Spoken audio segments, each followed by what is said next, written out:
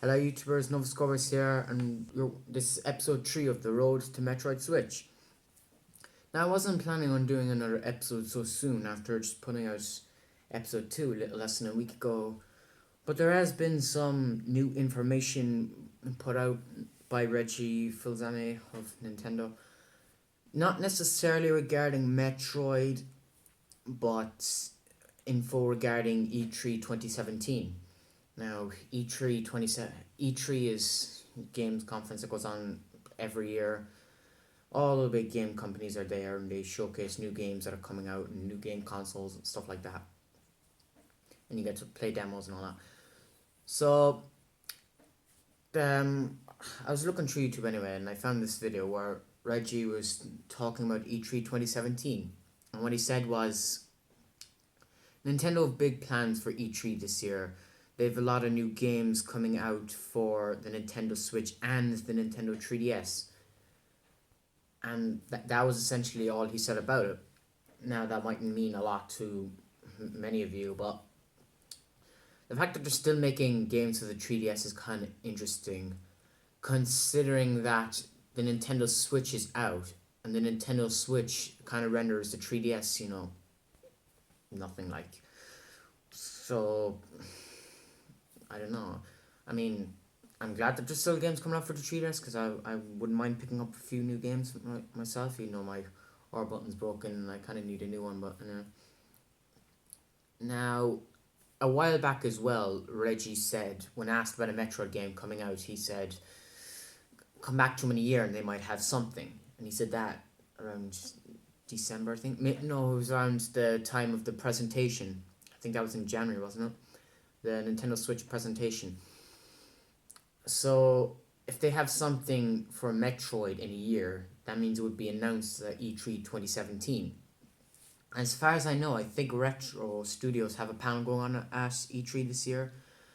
So, if Retro are there, it means they're going to show off their new game that they've been working on for the past 3 years. Now, we still don't know what that game is. They put up a teaser, not even a teaser really, but they put up a picture that kind of hinted that they were making a Metroid Prime game, but we don't know for sure. To analyze the whole Metroid Prime development thing, you have to go back and look at the production of the previous 3 games and even some of the spin-offs. Like, they got the rights to. I was reading about them online recently. Retro Studios got the rights to Metroid Prime, to the Metroid franchise in early 2000. They began work on Metroid Prime around mid 2000, I think, and then it came out 2 years later in 2002. Another 2 years later in 2004, Metroid Prime 2 Echoes comes out, and as well as that, they had a hand in coming up with concept art for Metroid Prime Hunters, which was a spin-off game developed by Nintendo for the Nintendo DS. I'm not sure, they might have had a helping hand for Metroid Prime Pinball, but I don't think they did. Then they went straight on to Metroid Prime 3 Corruption in 2005, and it was meant to come out as a launch title for the Wii in 2006. But they had to change a few things, so to control styles and everything. So that game, it took 3 years to make that game. Wait, no, okay, because they work on it from 2 years. Sorry, my math is terrible. They were working on it from 2005, or maybe was it 2004? I don't know. But they were working on it from 2005 anyway. Let's say came out in 2007 with a few minor setbacks in 2006. So it came out in 2007. It took around 2 or 3 years again, and then they went on to develop Donkey Kong Country Returns, which took, I think that came out in like 2010 maybe. So that took 3 years. Then they went on and made Donkey Kong Tropical Freeze, which came out in 2014 and took 4 years. So they haven't been developing anything since then, or at least they haven't announced anything. But Nintendo have hinted that Retro are working on something. So they are working on something. They've been working on it since 2014. But all the people who are involved with the Metroid franchise, they don't know what Retro are developing. So that could be a key factor in this. That could be something that defines whether or not they actually are making a Metroid game. So if they, let's say they're making a Metroid Prime game, a full length Metroid Prime game, it would be, they've been working from 2014. So 15, 16, 17, that's 3 years. That's around the right time for it to come out in 2018. It'll probably come out in 2018, so that'll be 4 years. I'm guessing mid 2018. Now, they would have had a few setbacks because they were working on this game. It was meant to come out on the Wii U, I think. But of course, then the Nintendo Switch was in development, and I believe the project got pushed to the side, kind of like Metroid Prime Federation Force on the 3DS. And plus, when that came out, or at least before it was coming out, like in the months coming up to its release, they would have seen, I'm guessing they would have saw like how that game ended, so they tried to incorporate the ending to that to fit into this new Metroid Prime game. So that means that would have changed a few things. So that would explain why this particular game takes 4 years. Now, some people say, oh, the number 4 means Metroid Prime 4. It doesn't. So if a Metroid game is announced at E3 2017, which I'm hoping it will, I'm kind of expecting it, but I kind of won't be surprised knowing Nintendo. If it's not announced at E3 2017, then I really don't know like what's going on with the franchise. They obviously don't have anything else, another Metroid game in development, if that's the case. So really, it all comes down to what's going on at E3.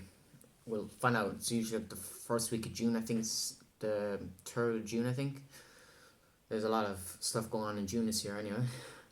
So there's that.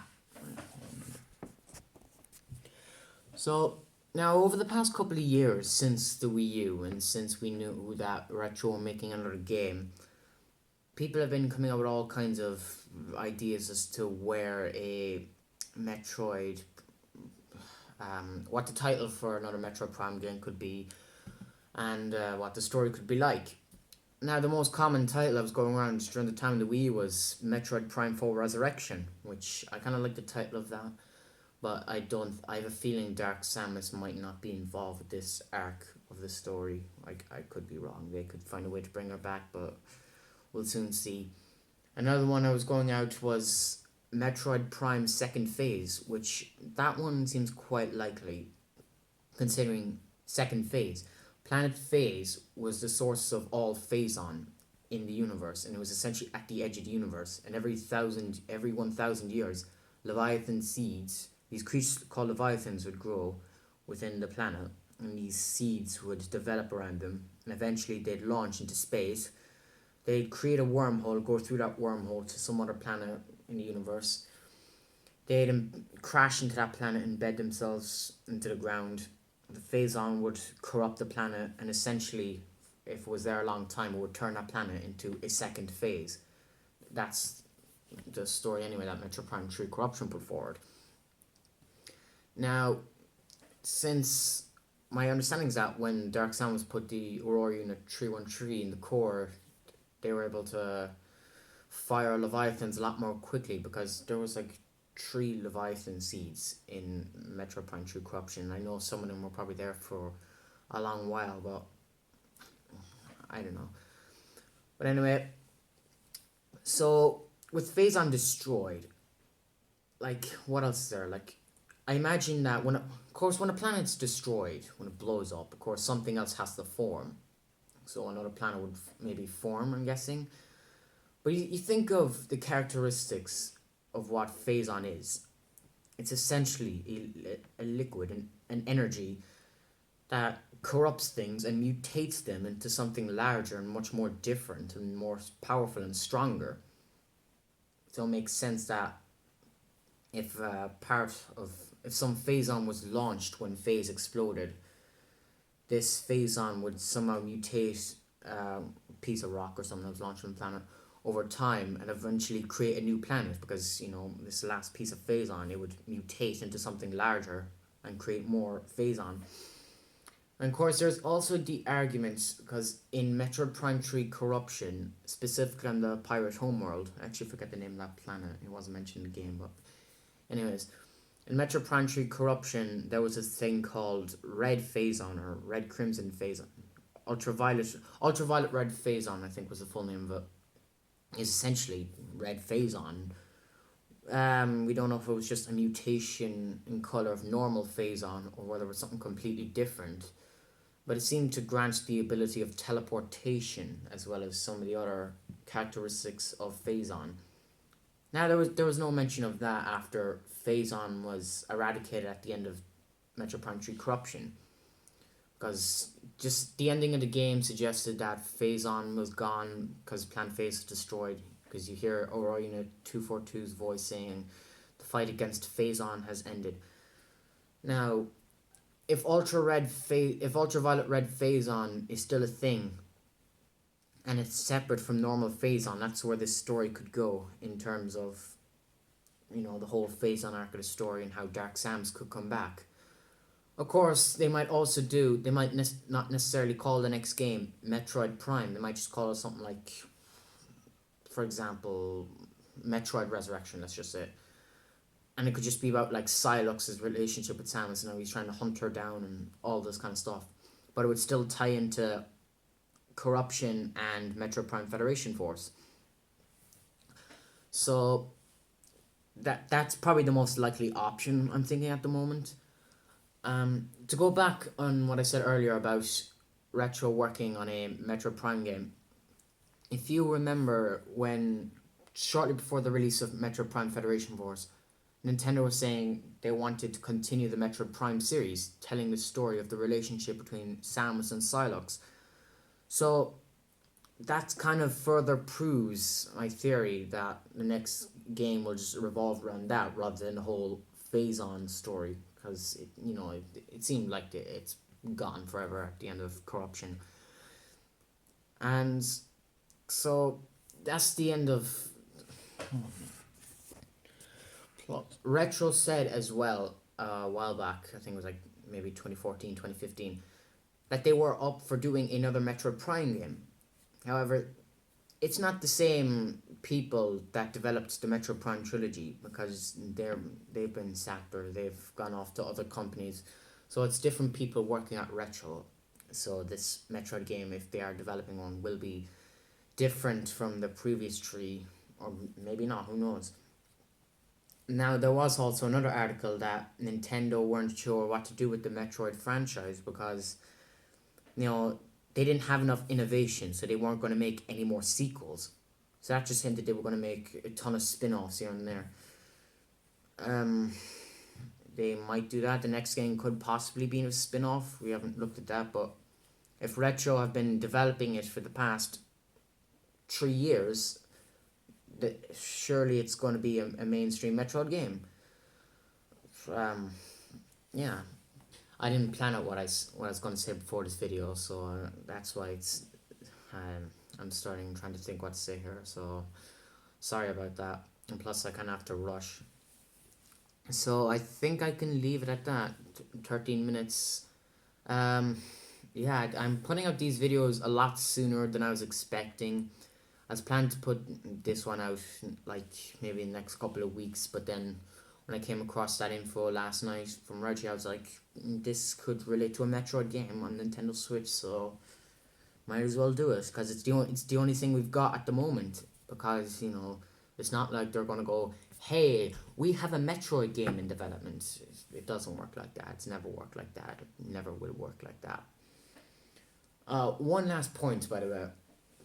If you look at the way the Metroid Prime series is going as a whole, they do game spin-off, game spin-off, game spin-off. Because you had Metroid Prime, then there was Metroid Prime Hunters, then there was there was Metroid Prime, then there was Metroid Prime 2 Echoes, then there was Hunters and Pinball in Prime 3, then Federation Force. But in terms of story, it went Prime, Hunters, Echoes, Corruption, Federation Force, because Pinball doesn't really count, obviously. So if that means anything, it could prove that the next game is going to be a mainstream Metroid Prime game or a Metroid Prime tie-in game. Who knows? So yeah, I'm gonna leave it at that now. 15 minutes. There's not much else I can say. Um, yeah, I'm really surprised at the fact I've gotten 3 episodes out within this month, within like the past 2 weeks. I really didn't think. I'm certainly putting them out quicker than new Metroid info. I think. So you only did them like what, once every 2 weeks or something. Anyway, I'm gonna leave it there. Thank you all for watching, and please subscribe. Score us out. Also, let me know in the comments below your thoughts on this. Do you think a Metroid game is gonna be announced at E3? And yeah, just let me know your thoughts on everything mentioned in the video. So thank you for watching. Please subscribe. Score us out.